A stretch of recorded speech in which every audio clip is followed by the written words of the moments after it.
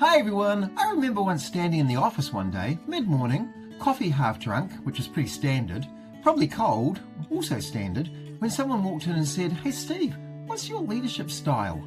Now, I don't know about you, but that question always feels a bit like asking someone to summarise parenting in one sentence.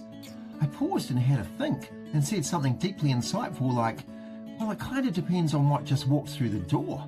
Because, you see, 5 minutes earlier, I'd been calming down a very upset child, and 10 minutes later, I was in a meeting about budget spreadsheets, and just after that, I was helping a teacher who was quietly questioning whether they were still cut out for the job.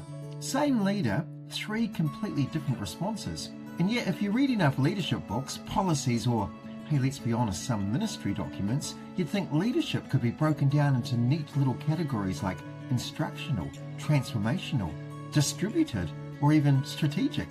Tick, tick, tick. And that's what's commonly known as reductionism. It's this idea that if we can just break leadership into small parts, define them, measure them, we'll somehow understand it better. And there are certainly times when this makes total sense, don't get me wrong. But you know, I've always wondered if there might be a slight issue with all this sort of thinking if we follow it to the nth degree. Leadership, you see, well, it's not a machine. It's a living, breathing, slightly chaotic human experience. So it made me wonder, what does the research say without, getting too textbooky? People like Keith Grin to Margaret Wheatley have been saying it for years, that leadership is complex, relational, and context dependent. In other words, it changes a lot, on a dime even, constantly. And when we reduce leadership to checklists, rubrics, or, dare I say it, grading systems, we risk missing the very thing that makes leadership actually work, the human bit.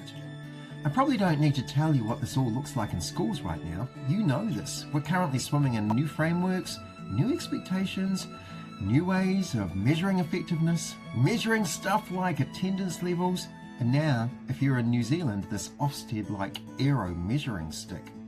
And none of them are necessarily wrong, but when they become the thing instead of a guide, we kind of get into trouble. Because when it does, everything suddenly becomes about performing to the framework or proving the model or surviving the audit instead of what it should be, reading the room, responding to people and making good calls in messy situations. Which brings me to a quick Daisy moment because let's face it, she knows leadership almost better than anyone.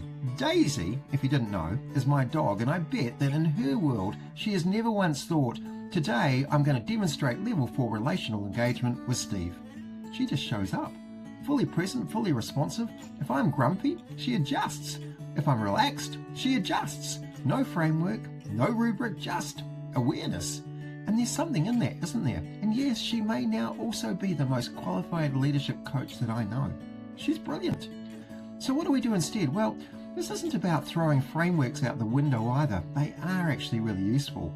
But they're not the whole story, and they never really have been. So try this instead. Number 1, hold your models lightly. Use them as a guide, not as a script. Now don't get me wrong, I love a good model. I built plenty of them myself, read plenty of them, nodded wisely at plenty of them. But there is a trap. You see, when the model becomes the boss instead of the assistant, well, you're kind of getting in trouble. I remember sitting in a meeting once thinking, right, I should be demonstrating transformational leadership right now. Meanwhile, sitting across me was a teacher who was clearly having a rough time, and what they actually needed wasn't transformational, it was a bit of care, and a bit of listening, and a bit of, hey, are you alright? The model didn't help me see that, the moment did. So hold your models lightly, let them sit in your back pocket, but not on your forehead like a blinking neon sign, because the second you start trying to apply the model, you stop reading the room. Secondly, lead the moment, not the manual. Ask, what does this situation need from me right now? This is the question, not what would a good leader do, not what does the framework say, just what does this moment need? And sometimes the answer is be calm or be firm or say nothing or say something.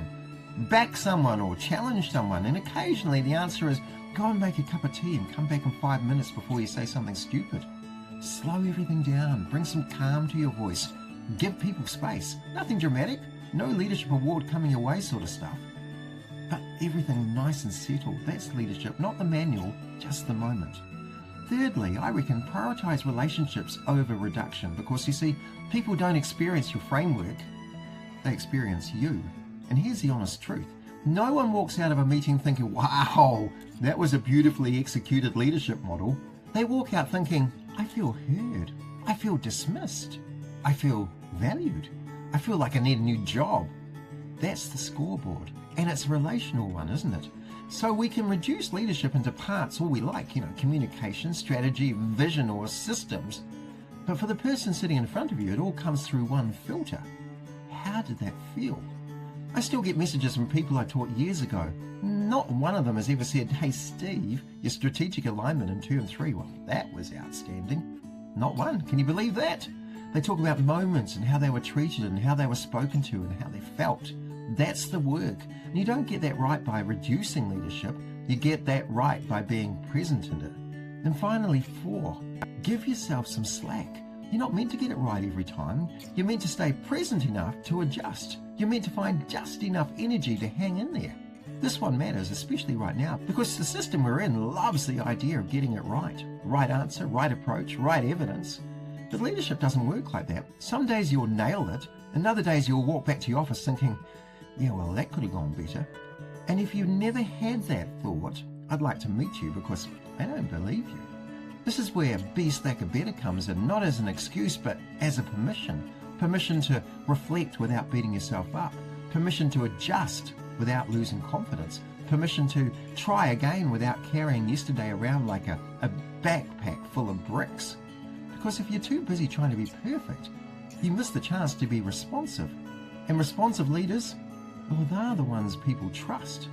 Okay, so here's a final thought. If we reduce leadership too much, we might make it easier to explain, but we'll also make it easier to miss. And leadership, real leadership, lives in this messy, human, unpredictable middle.